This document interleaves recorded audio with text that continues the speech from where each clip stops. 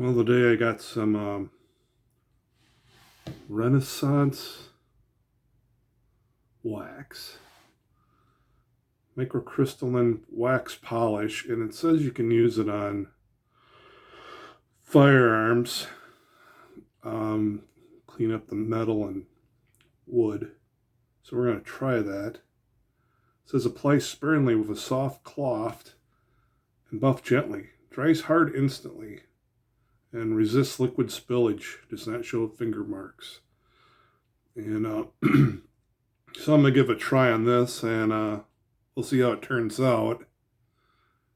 And let me switch this around. So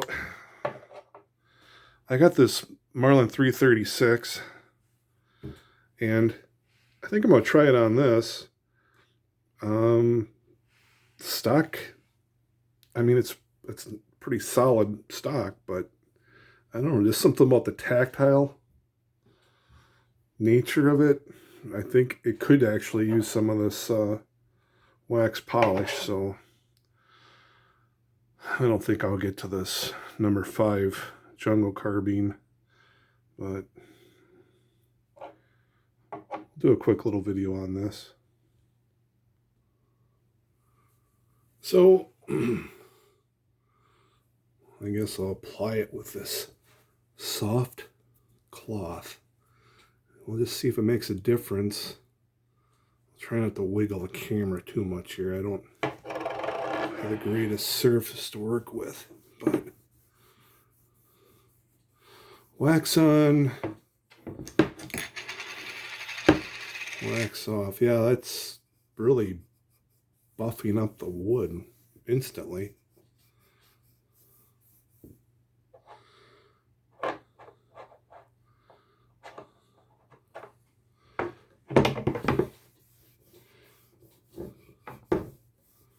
I was going to go fishing today. I haven't gone yet this season, and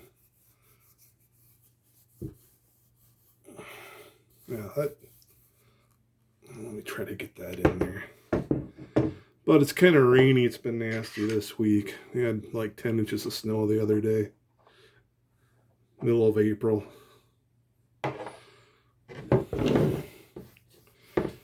What are you going to do?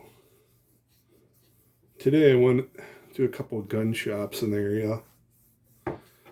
And my day off work. You know, it works on that blue there. Just to see, you know, what people had. And I'll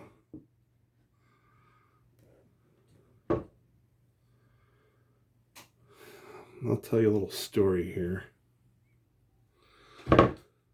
So I walk into the first gun shop, and right away, hey, let us know if there's anything you want to see, blah, blah, blah. You know, I'm thinking, oh, that's good customer service.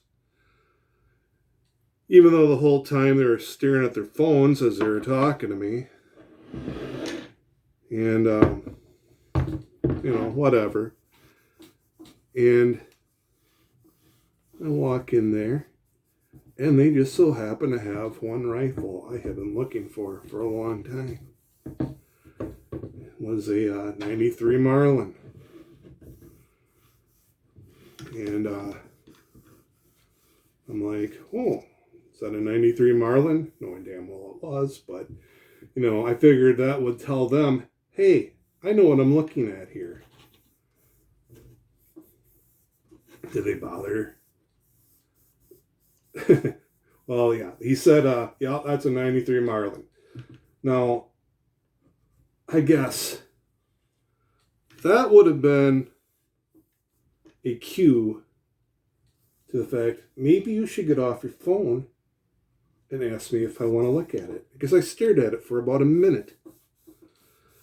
And no one got up.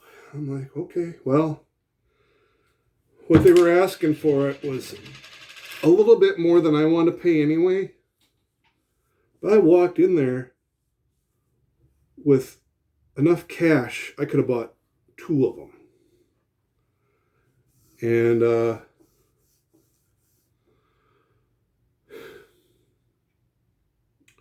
you would I know I look like a hobo, but sometimes looks are deceiving, and maybe you want to, I don't know, pay attention to your customer's interest. I mean, that's fine if that's how you want to run a business. I've bought a couple things from them over the last several years, but I just left. And I went to another place. And they were much friendlier, although I didn't buy anything there either. But so this is kind of buffing it up some. It's supposed to be a good protected against surface rust and everything else. Now, if I had my wits about me, I would just disassemble the whole thing and go over it, but I didn't want to go crazy today. And it does have quite a strong odor to it. I've seen some other videos where they actually use like toilet wax to go over the finish of the gun. And I have not tried that yet, but I have seen, like, I think it was Mark Novak did that in one of his videos. So I might have to try that at some point. But yeah, I don't understand people. And that's nothing new.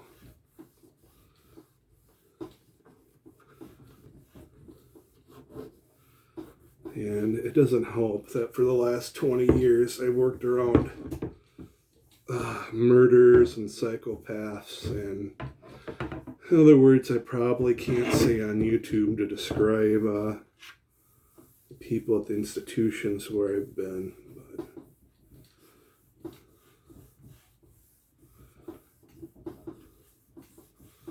But anyway, yeah, I like this. And you don't need much to kind of polish it off. I don't know if any of this is coming across on the camera or not, but I'm probably shaking the Jesus out of the table here.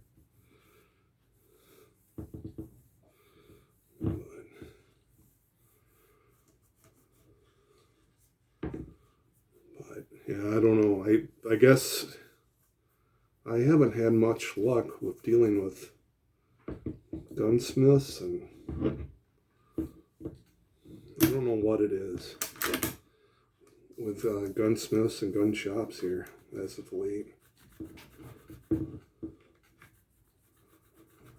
I had taken in, it's over 5 years ago now, I took in a Winchester 62A to a gunsmith outside of the neighboring town. And actually I took in 2 guns. One I got back in less than a year, which that was speedy for him.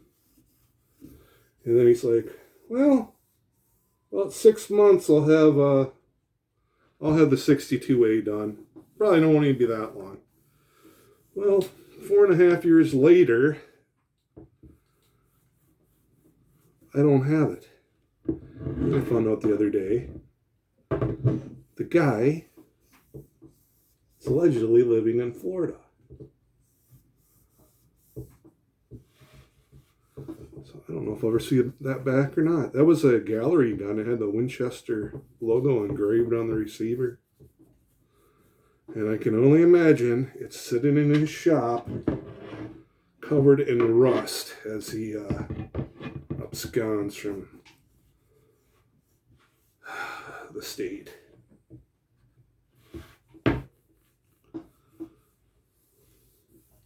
Well, this does buff it up some.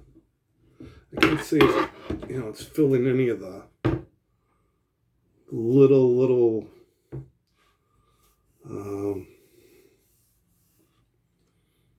I don't know how you want to call it. It's not really the grain I think I'm feeling so much of the wood as maybe it was just scuffed or something. I mean, it's not even really visually noticeable.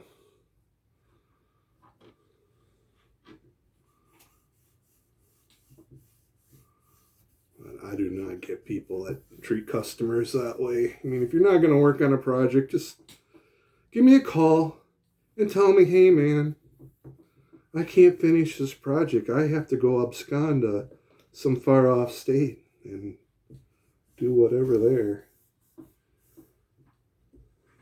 It's too bad. Like I said today with the one gun shop, it's like, I don't know. At least they didn't have their kids running around in there today. I think these are some people that are just like, nothing against kids, but I mean, I don't know how many times I've walked in there in the middle of a day on a school week, or a school day, and kids are running around in there, you know. It's like, well, I mean, if you want to homeschool your kids, fine, whatever, but homeschool them?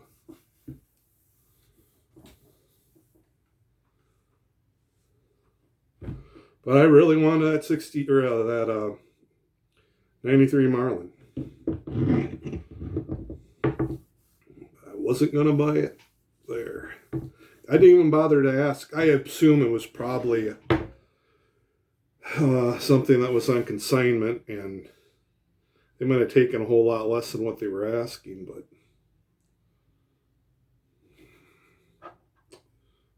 I don't know.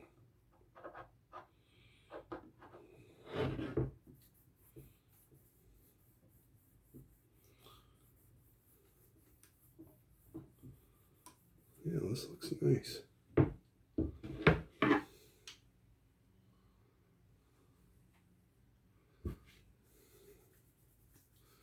wipe down that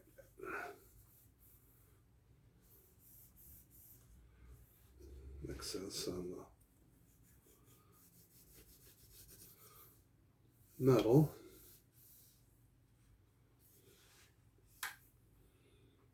I don't know. When I first got this, I made a video on it. For whatever reason,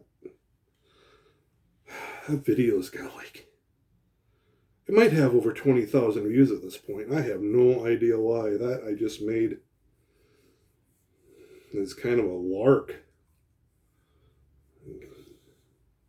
Well, anybody take interest in it, to tell you the truth, but maybe it was just a screenshot of hey, looky what I've got. This is a nice 336. This was, I want to say it was made in 52, has ballad rifling.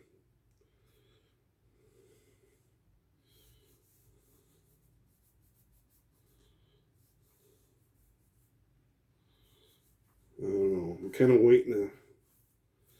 One of the main reasons I went looking today is, you know, at some point here, the Ruger Marlins are going to be on the shelf somewhere locally, and I know they're just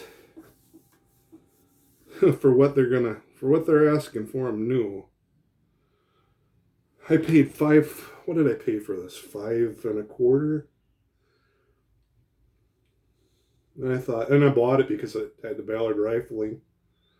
And it's not all drilled and tapped, and, you know, it's a good solid, you know, old gun. And had a broken firing pin in it, which I didn't realize when I made the first video. And I got to track down a firing pin during COVID when nothing was open. But,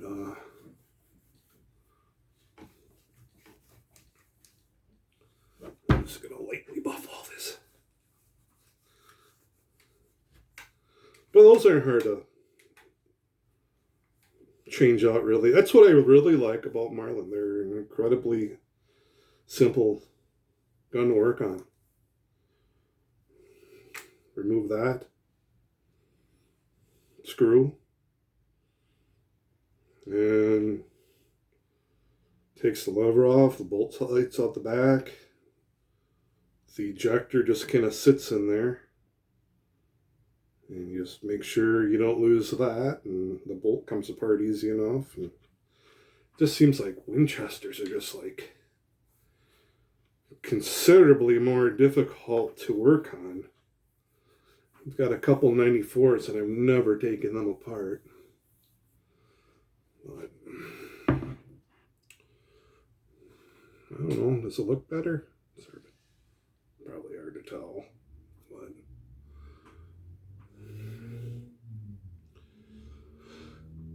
at any rate, I'm sure if I got this under a real bright light, I would notice all kinds of little imperfections.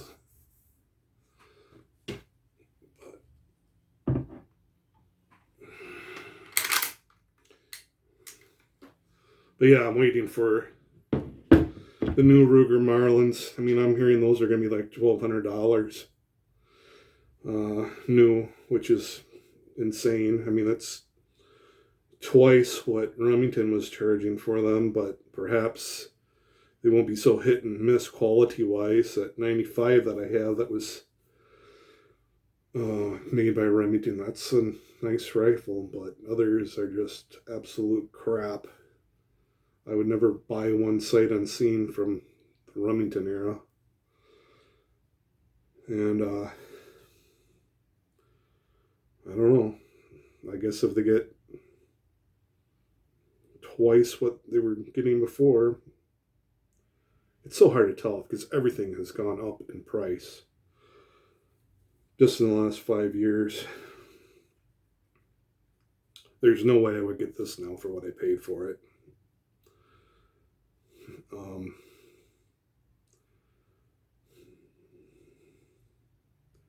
we'll see. The one thing that does intrigue me is that it sounds like the 336s that are going to be coming out here later on in the year, they're going to have threaded barrels.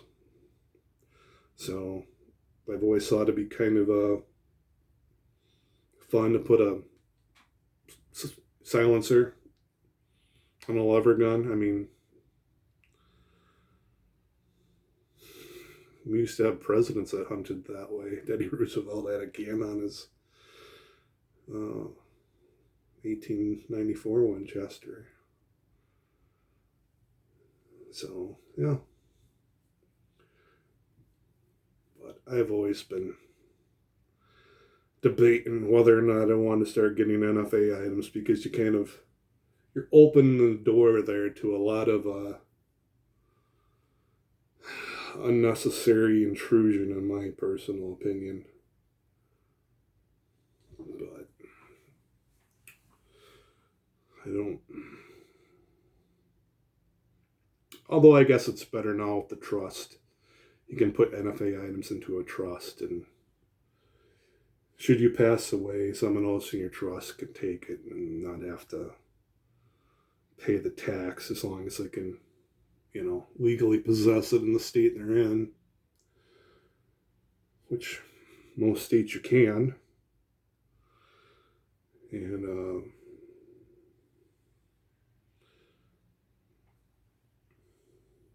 might be a way to go.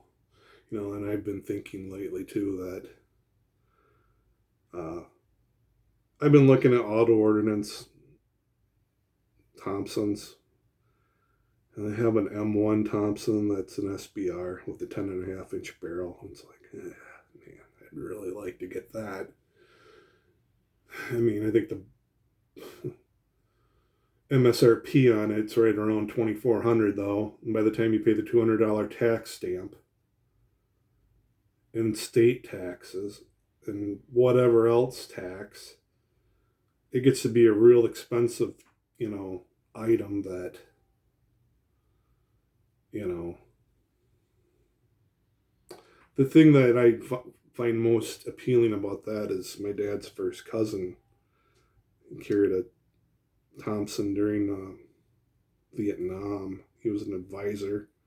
And I guess at that time you could use if you were an advisor, you could take whatever weapon you wanted as a personal sidearm. If in the type of role he had, and that's what he chose because you could throw a lot of lead real fast. Well, of course, those were fully automatic Thompsons, not the 10.5 pound semi-auto.